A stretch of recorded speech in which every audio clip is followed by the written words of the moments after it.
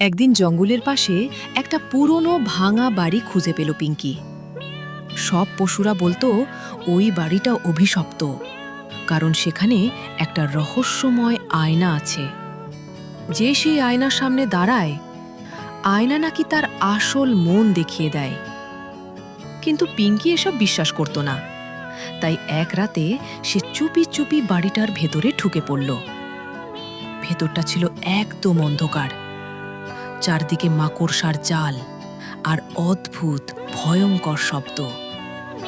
হঠাৎ পিঙ্কি একটা বিশাল পুরনো আয়না দেখতে পেল। সে আয়নার সামনে দাঁড়াতেই আয়নার ভেতরের পিঙ্কি হঠাৎ হাসতে শুরু করল। কিন্তু আসল পিঙ্কি তো হাসছিল না।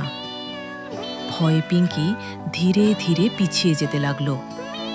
ঠিক তখনই আয়নার ভেতরের পিঙ্কি নিজের হাত তুলল আর ধীরে ধীরে আয়নার কাছ থেকে বাইরে বের হয়ে আসতে লাগল।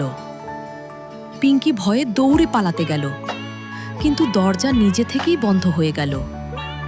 এদিকে সিংহ আর শেয়াল বুঝতে পারল পিঙ্কি হারিয়ে গেছে। তারা পিঙ্কিকে খুঁজতে খুঁজতে সেই ভাঙা বাড়ির সামনে পৌঁছে গেল।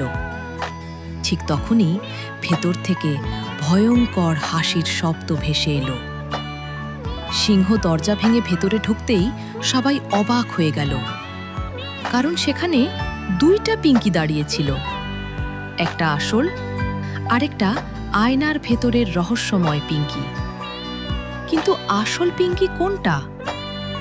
ঠিক তখনই দুইটা পিঙ্কি একসাথে বলল, আমি আসল পিঙ্কি। তাহলে সত্যি কোনটা আসল পিঙ্কি? কমেন্ট করে বলো তোমার মতে আসল পিঙ্কি কোনটা।